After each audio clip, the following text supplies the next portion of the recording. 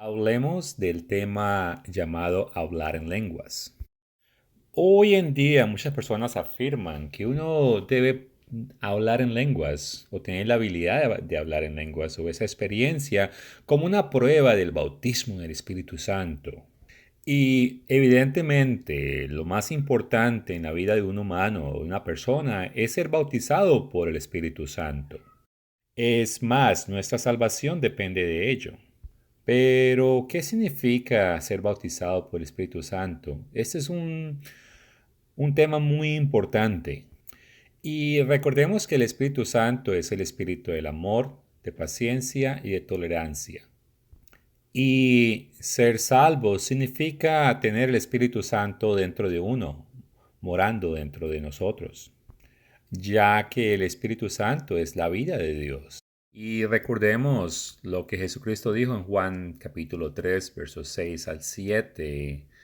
Y dice que lo que es nacido de la carne es carne, y lo que es nacido del Espíritu es espíritu. Y en Romanos 8, versos 9 y 11 dice, mas vosotros no vivís según la carne, sino según el Espíritu. Si es que el Espíritu de Dios mora en vosotros, y si alguno no tiene el Espíritu de Dios, no es de él. Y en el verso 11, y si el Espíritu de aquel que levantó de los muertos a Jesús mora en vosotros, el que levantó de los muertos a Cristo Jesús vivificará también vuestros cuerpos mortales por el Espíritu que mora en vosotros. En pocas palabras, si no tenemos el Espíritu de Dios en nosotros, nosotros estamos perdidos totalmente. Y por lo tanto, es importante tener el Espíritu de Dios. Pero hay una gran diferencia entre recibir el Espíritu Santo y ser bautizado por el Espíritu Santo. Ahora hablemos del evento bíblico que sucedió en Pentecostés. ¿Es ese evento que se debe repetir hoy en día en nuestras iglesias? Muchas personas van a eventos donde ellos esperan por el Espíritu Santo para poder hablar en lenguas y de esta manera probarse ante ellos mismos que ellos tienen el Espíritu Santo. Y es que muchos miran a Actos capítulo 2 versos 1 al 13 y asumen que esto debe repetirse constantemente en sus iglesias. Primero examinaremos las manifestaciones originales de ese día, que de Hechos capítulo 2 versos 1 al 13. Y así podemos determinar si ese evento se repite hoy en día. Comenzando con el verso número 1, dice que en ese día ellos estaban todos unánimes, significando que ellos tenían la misma creencia, el mismo propósito y los mismos valores. Para lograr eso, se requiere muchas veces mucho tiempo, dedicación, estudio, paciencia, sacrificio y otras cosas. Lo mismo no se puede decir de muchas iglesias tradicionales, ya que hay mucha división, mucho chisme, muchas preferencias, segmentos y disputas entre los miembros. En el verso 2 dice una palabra clave que es de repente vino el cielo un estruendo. Este sonido no es un sonido hecho por la gente que estaba aclamando, donde las personas comienzan a trabajar, por decirlo así, gradualmente, a veces retorciéndose, ni sacudiéndose, ni parloteando o murmurando. No, no es así. Eso fue de repente, o sea, nadie lo esperaba, y fue un estruendo que era como que un viento recio soplaba. Y bueno, eso es lo que el verso dice. Y ese sonido llenó toda la casa. No es el sonido de las gargantas de las personas haciendo sonidos. En el verso 3 dice que se le aparecieron lenguas repartidas como de fuego. O sea, es algo visual. Es un elemento o evento sobrenatural. Esto no sucede en ninguna de las iglesias. Punto. Y en el verso 4 dice que todos ellos fueron llenos del Espíritu Santo. En las iglesias hoy en día, muchas personas dicen haber recibido el Espíritu Santo, pero unos lo reciben y otros no, por decirlo así. Esto no se alinea con lo que sucedió en ese día. que es un evento que sucede de repente y afecta a todas las personas que están reunidas. Otro punto en este verso es que comienzan, o estas personas hablaban otros lenguajes, o sea, otros idiomas. Este evento fue tan especial que estas noticias corrieron por toda la ciudad y llegaron al oído de muchas personas. Y es que el verso 5 nos informa que habían judíos de muchas naciones y que obviamente hablaban diferentes idiomas.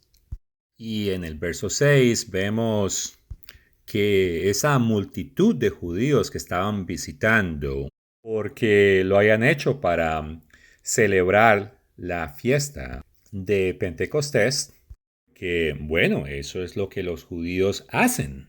Y en fin, el todo es que todas estas personas de diferentes idiomas escuchaban en su propio idioma predicar las cosas de Dios de este grupo que solamente hablaba el lenguaje local. Pero debido a este evento podían hablar en cualquier idioma, o al menos en los idiomas que estas personas entendían. Y bueno, eso lo podemos ver en el verso 8. Y dice, ¿cómo pues les oímos nosotros hablar cada uno en nuestra lengua en el que hemos nacido? El regalo de lenguas en la Biblia se trata de la capacidad de hablar acerca de Dios en los idiomas extranjeros que previamente nosotros no hemos estudiado y que no tenemos entendimiento. El evento de Hechos capítulo 2 se volvió a repetir en Hechos capítulo 11, versos 15 y 17 para ser más exacto. Por eso el verso 15 dice, y cuando comencé a hablar cayó el Espíritu Santo sobre ellos también como sobre vosotros al principio. Y el verso 17, si Dios, pues, les concedió también el mismo don que a nosotros que hemos recibido en el Señor Jesucristo, ¿quién era yo que pudiese estorbar a Dios?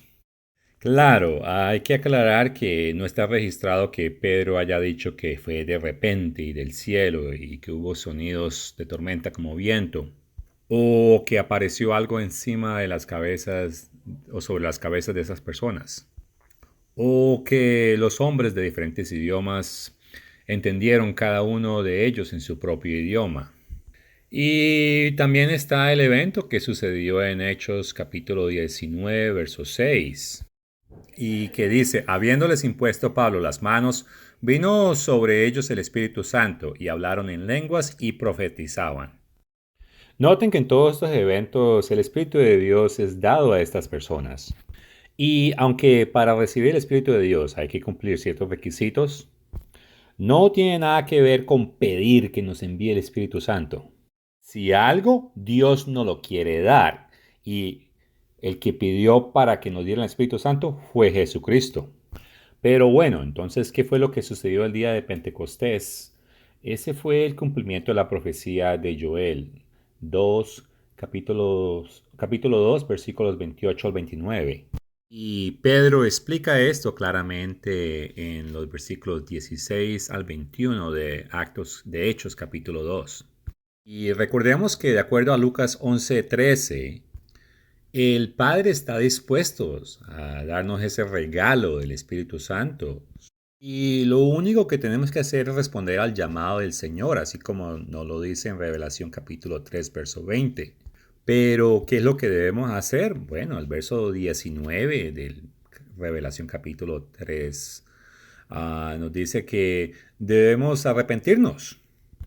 Las personas cometen el grave error de rogar para recibir el Espíritu Santo y se ponen a hacer sonidos y a decir santo, santo, santo, o ven a Dios nosotros, danos tu Espíritu, bendito seas, bueno, todas esas cosas.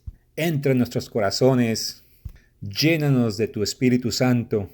Pero lo que importa es lo que la Escritura dice. Y si regresamos a Hechos capítulo 2, verso 38, a través de Pedro, el Señor nos enseña que hay que arrepentirnos y bautizarnos para el perdón de los pecados y recibir el don del Espíritu Santo. El bautismo en agua es una demostración de arrepentimiento y creencia, Arrepentirse y creer son las dos condiciones y únicas condiciones para recibir la gran bendición del bautismo del Espíritu Santo. Y por eso la Escritura nos dice que los que arrepintieron y se bautizaron recibieron el don del Espíritu Santo.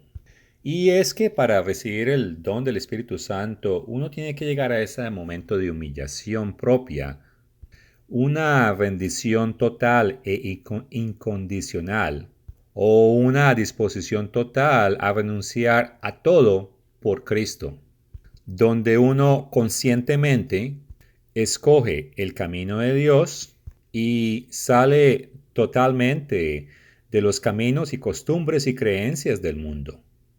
Y es que hay que recordar que de acuerdo a Hechos capítulo 5 verso 32, Dios solo le da el Espíritu Santo a aquellos que le obedecen a Él.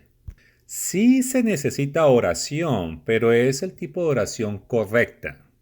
No una súplica persistente, sino una oración fervente de un corazón quebrantado, contrito y arrepentido, y que confiesa su propia depravación absoluta, su propia impotencia, su propio engaño y maldad, y como David suplica a Dios, crea en mí, oh Dios, un corazón limpio y renueva el espíritu dentro de mí. Y eso está en Salmo 51, verso 10. Pero desafortunadamente, y como lo dice Mateo 24, 5, falsos maestros enseñarán en el nombre de Jesucristo. Y están engañando a muchos, lo han hecho a través de la historia y eso continúa. Y Efesios capítulo 2, verso 2 nos recuerda que el demonio es una potestad y es un espíritu. Y 2 Corintios capítulo 11, versos 14 al 15 nos dice que el mismo Satanás, bueno, él se disfraza como un ángel de luz y él es engañador y ha logrado efectivamente convencer a miles, si no millones de personas de seguir prácticas religiosas que parecen muy correctas o que parecen muy santas, pero cuyo fin es lograr engañar al pueblo y causar que ellos erren o no entren en la verdad. Por eso el verso 15 dice, así que no es extraño si también sus ministros se disfrazan como ministros de justicia, cuyo fin será conforme a sus obras. Y la cruda realidad es que muchos ministros, o si no la gran mayoría de ministros, terminan enseñando doctrinas falsas, las cuales ellos creen con su corazón y dedican toda su vida. Y son personas sinceras, sinceramente engañadas, pero hay sinceridad. Y de allí es donde viene el proverbio que dice, el ciego guiando el ciego. Y por eso es que Primera de Juan capítulo 1 verso 4 dice, amados, no creáis a todo espíritu, sino probad los espíritus que sí son de Dios. Y esa no es una advertencia nueva, también fue dada en el Antiguo Testamento. Si vamos a Isaías capítulo 8 versos 19 al 20, esto es lo que dice. Y si os dijere, preguntar a los encantadores y a los adivinos que susurran hablando, responded, no consultará el pueblo a su Dios, consultará a los muertos por los vivos, a la ley y al testimonio. Si no dijeren conforme a esto, es porque no les ha amanecido. Y esta expresión de porque no les ha amanecido es una referencia a que no tienen verdad. Falsos maestros enseñan correctamente que una persona debe buscar el Espíritu Santo, pero fallan en enseñar la manera correcta de cómo obtener el Espíritu de Dios. Y de esta manera, directa o indirectamente, están trabajando para Satanás. Y Satanás efectivamente está engañando astutamente a miles a través de impresiones, de sueños, de visiones. Y hasta la gente dice, el Señor me dijo, o el Espíritu de Dios me guió a decir esto o hacer esto. Pero recuerden que Satanás es un espíritu que puede guiar al igual que Dios lo hace. Y es que nosotros no luchamos contra sangre y carne, sino contra espíritus malvados en lugares muy altos.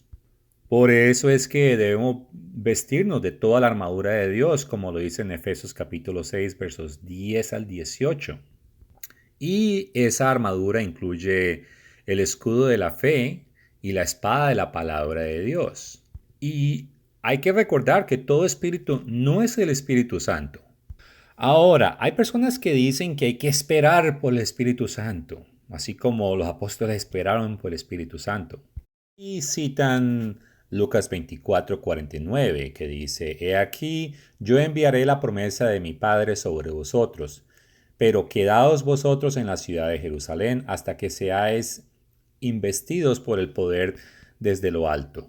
Y eso era porque, bueno, Jesucristo todavía no había sido glorificado. Si miramos a Juan capítulo 7, verso 38 al 39, bueno, el verso 39 más específico. Esto dijo el Espíritu Santo que había de recibir los que creyeran en él, pues aún no había venido el Espíritu Santo, porque Jesús no había sido aún glorificado. Por eso Jesucristo dice en Juan 16:7, pero yo os digo la verdad, os conviene que yo me vaya, porque si yo no me fuera, el Consolador no vendría a vosotros, mas si me fuere, os le enviaré. También en Lucas 24:49 Jesucristo dice esto. He aquí yo enviaré la promesa de mi Padre sobre vosotros, pero quedaos vosotros en la ciudad de Jerusalén hasta que seáis investidos de poder desde lo alto.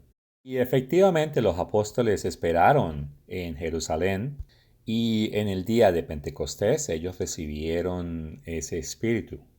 Ahora, hay personas que afirman que Hechos capítulo 1 versos 13 y 14, y leeré el verso 14, todos estos esperaban unánimes en oración, ruego con las mujeres y con María, la madre de Jesús, y sus hermanos.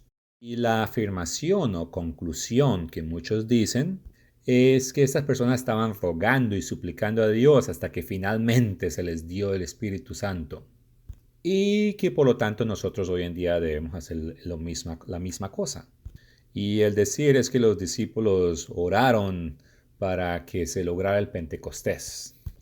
Las personas que conocen el libro de Levíticos capítulo 23 es un capítulo muy importante porque allí se listan las fiestas del Señor a través del año y que son 7 fiestas. Estas fiestas ocurren en 3 épocas en el año. No voy a dar mucho detalle, pero la primera fiesta es la Pascua. Después de eso sigue o inmediatamente sigue la fiesta de los panes sin levadura. Y la tercera fiesta es conocida como la fiesta de las primicias o la fiesta de Pentecostés. Y justamente el evento de cuando Dios dio el Espíritu Santo en el día de Pentecostés fue el cumplimiento profético de esta fiesta, cuando Dios comenzó a dar el Espíritu Santo a su iglesia, a sus primicias, porque el objetivo es que Él se los dé a todo el mundo, pero todo a su debido tiempo, y primero la iglesia lo recibe, por lo tanto son las primicias. Este evento fue planeado por Dios, como lo podemos ver en Actos capítulo 1, verso 5.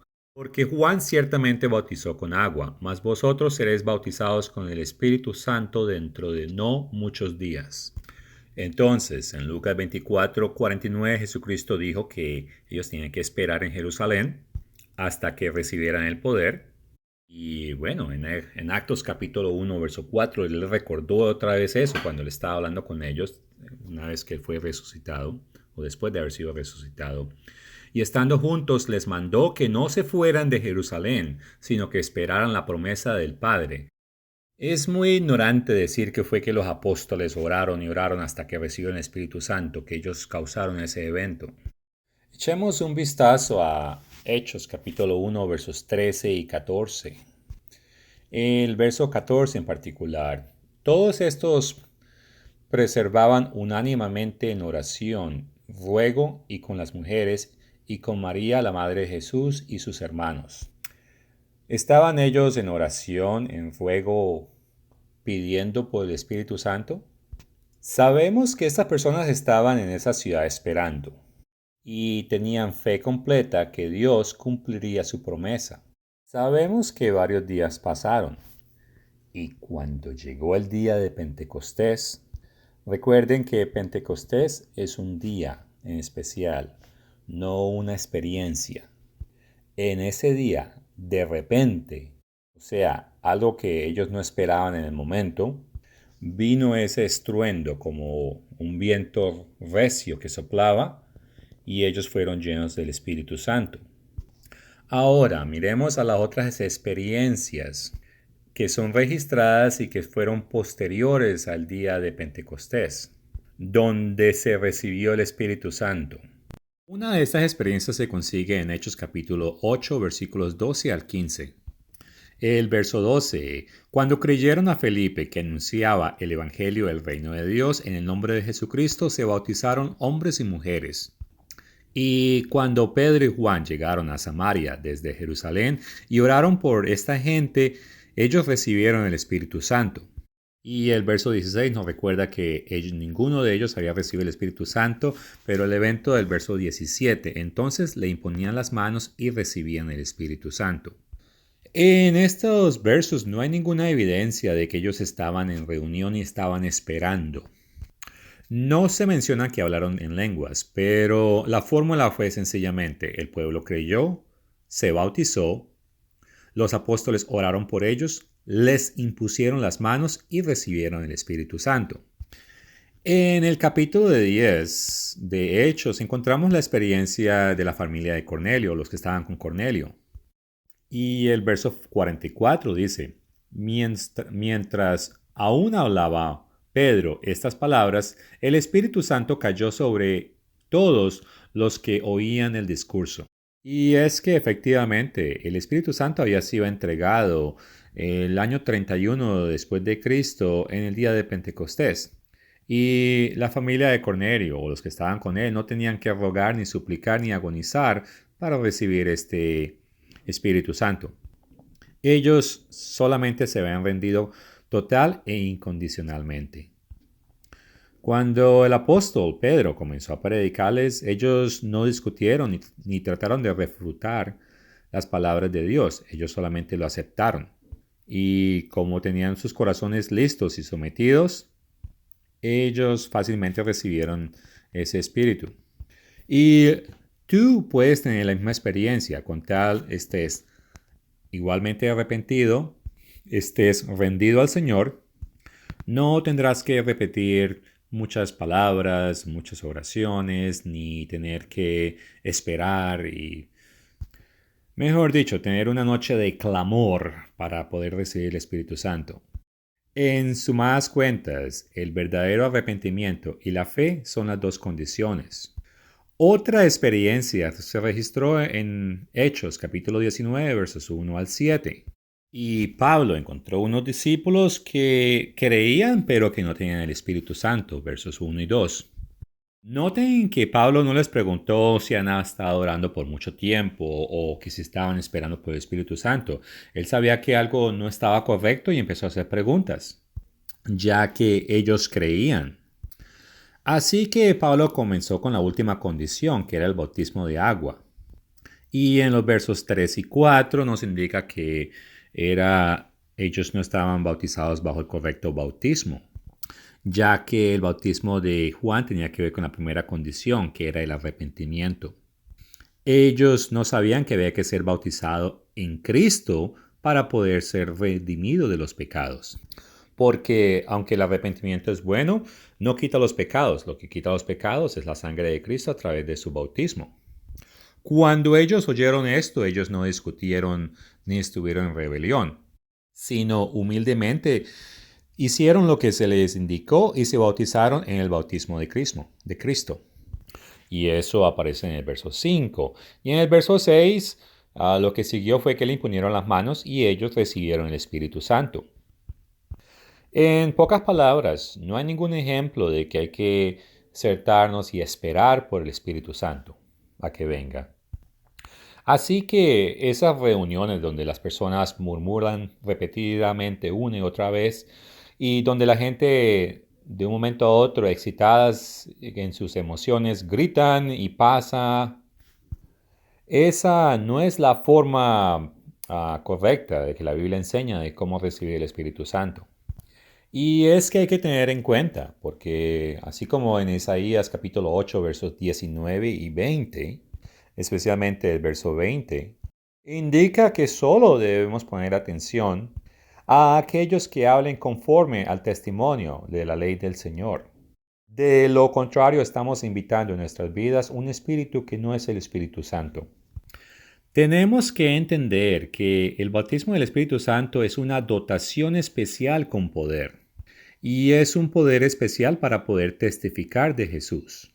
Pero muchos creen que es tener una experiencia religiosa donde uno tiene emociones y puede hablar en un idioma raro y que si no lo obtienen, entonces ellos se desanimen y decidan que no hay esperanza para ellos. Dios ciertamente nos quiere dar su Espíritu Santo y lo único que tenemos que hacer es completar las condiciones. Ahora, quiero asegurarme de que todos entiendan que ningún apóstol tuvo el Espíritu Santo antes del día de Pentecostés. Bajo el antiguo pacto, Dios tenía una iglesia que se llamaba la Congregación de Israel. Era material, carnal y física. Y la herencia era por nacimiento. Y bajo el antiguo pacto no había salvación. Ellos no se convertían y no tenían el Espíritu Santo. A excepción de unos cuantos profetas, tal vez David, Elías y Jeremías. Pero estos tenían el Espíritu porque ellos fueron llamados para misiones especiales. Pero todos los otros miembros comunes de la iglesia en aquel entonces no tenían el Espíritu Santo. Y los sacrificios de sus animales tampoco quitaban los pecados, de acuerdo a Hebreos capítulo 10, verso 4. Y en el Nuevo Testamento, en Juan 16, verso 7, Jesucristo le recuerda a los apóstoles que él tenía que marcharse para poder que el Espíritu Santo se le entregaran a todos. O mejor dicho, que fuera enviado. Y Juan capítulo 15, verso 26, Jesucristo es bien claro que dice que él tenía que enviar el Espíritu. ¿Cuál Espíritu? El Espíritu que procede del Padre. Este es el mismo que él mencionó en Juan 14, versos 15 al 16, disculpe, al 17. Y es cuando Jesucristo dice, si me amáis, guardáis mis mandamientos. Y verso 16, y yo rogaré al Padre y os dará otro consolador para que esté con vosotros para siempre. ¿Y cuál es ese consolador? El verso 17, el Espíritu de verdad.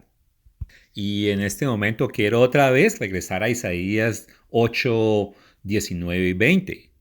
Porque el que no tiene ese testimonio que afirma sus mandamientos, o en otras palabras, su ley, no es de Dios.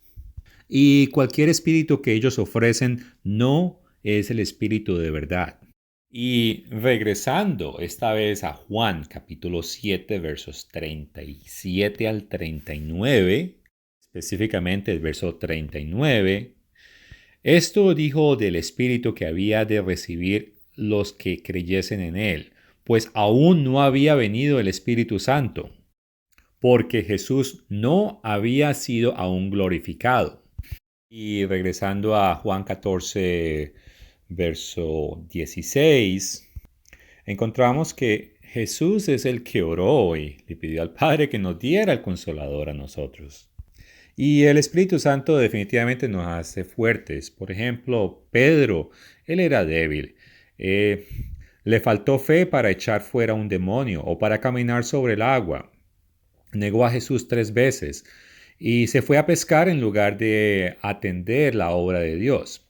En la cena de Pascua, Jesús le había dicho, cuando te hayas convertido, fortalece a tus hermanos. Y eso lo puedes leer en Lucas 22, versículo 32.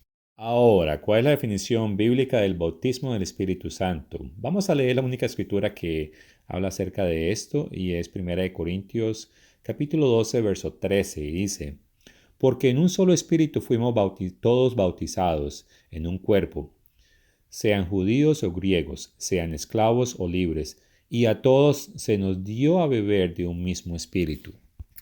Bautismo es una palabra griega que significa, al traducir al español, es sumergir.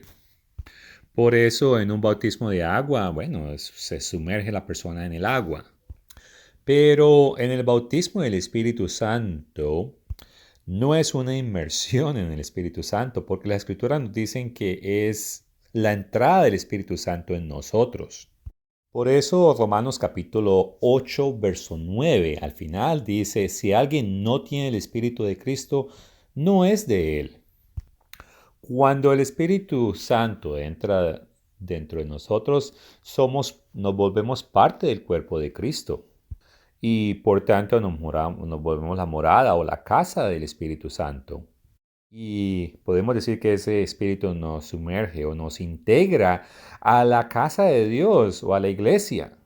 Y nuestra inmersión en la iglesia del Espíritu Santo es lo que la Escritura refiere el bautismo con o por el Espíritu Santo.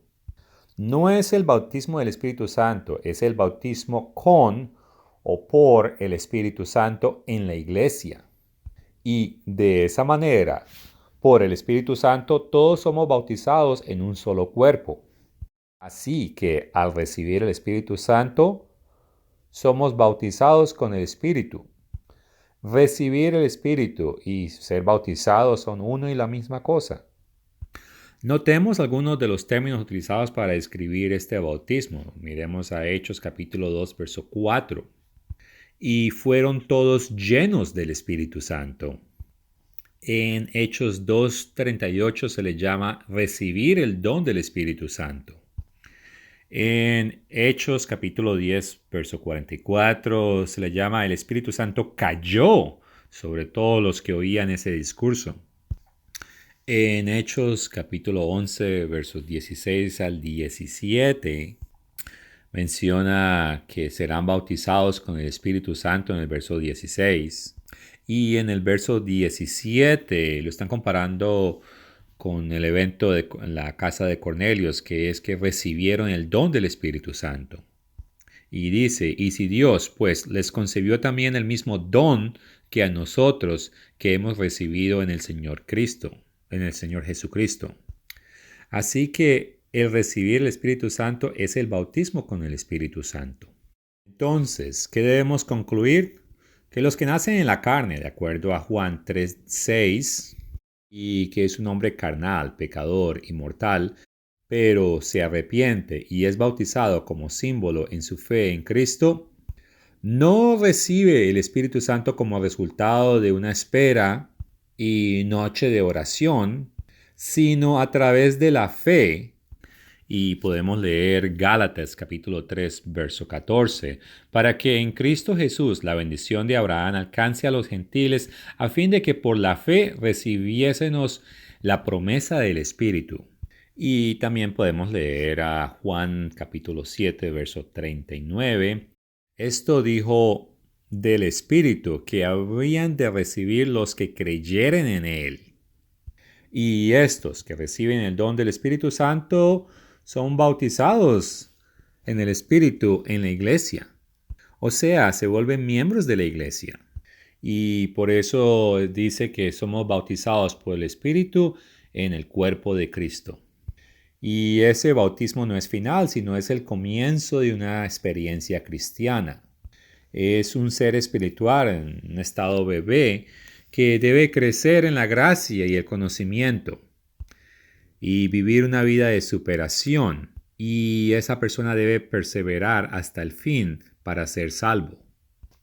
Eso de que todos deben hablar de lenguas para tener una prueba de que uno tiene el Espíritu Santo no era lo que enseñaban los apóstoles. Las experiencias registradas en el Antiguo Testamento no indican eso. Solo en 2 experiencias se habla de que se habló en lenguas. Pero en Mateo 7, verso 20, lo que la Escritura sí dice es que por sus frutos los conoceréis. Y es que la vida que escojamos vivir debe ser una evidencia diaria de que hemos recibido el Espíritu Santo. ¿Y cómo es eso? Bueno, de acuerdo a Juan 13, verso 35, en esto conocerán todos que sois mis discípulos, si tuvieses amor los unos con los otros. Con eso en mente, leamos 1 Corintios capítulo 13, verso 1, que dice: Si yo hablase lenguas humanas y angélicas y no tengo amor, vengo a ser como metal que resuena o cimbalo que retiñe. Las lenguas, los espíritus malignos pueden inclusive falsificarlas. Sí, un espíritu maligno puede entrar dentro de una persona y puede hacerla hablar en lenguas. Y tenemos que tener cuidados, pero los frutos del Espíritu Santo son amor, alegría, paz, paciencia, benignidad, mansedumbre, bondad. Y bueno, es que la templanza y la fe son cosas que no se pueden falsificar. Pero eso mismo no se puede decir de las lenguas. Pero al mismo tiempo eso no significa que se deba prohibir hablar en lenguas. Si miramos a 1 Corintios capítulo 14, verso 5, así que quisiera que todos vosotros hablaseis en lenguas, pero más que profetizaseis, porque mayor es el que profetiza que el que habla en lenguas, a no ser que las interprete para que la iglesia reciba edificación. Y en el verso 20, el mismo 14, Pablo dice: Hermanos, no seáis niños en el modo de pensar, sino sed niños en la malicia. Y lo más probable que Pablo dijo esto fue porque los corintianos estaban fanáticos en hablar en lenguas.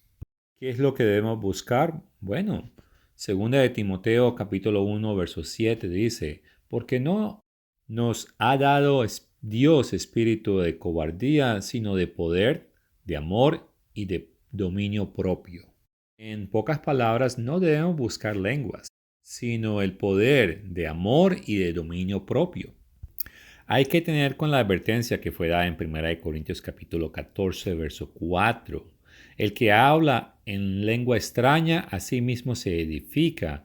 O sea, es buscar el yo, las bendiciones propias, las emociones propias. Y esto es contrario al cumplimiento de la ley de Dios, que es el amor lejos de uno mismo, un amor hacia Dios y hacia el prójimo.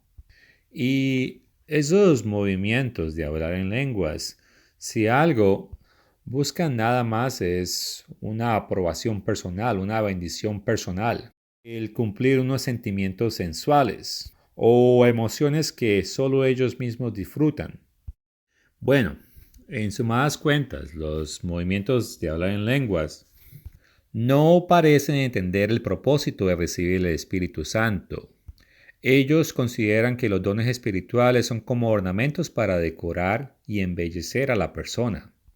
Pero los dones del Espíritu son las herramientas puestas en nuestras manos para hacer la obra de Dios. Miren lo que hizo Jesús, o dijo Jesús, una vez que él recibió la plenitud del Espíritu. Leámoslos en Lucas capítulo 4, verso 18. El Espíritu del Señor está sobre mí, por cuanto me ha ungido para dar buenas nuevas a los pobres. Me ha enviado a sanar a los quebrantados de corazón, a pregonar libertad a los cautivos y vista a los ciegos, a poner en libertad a los oprimidos.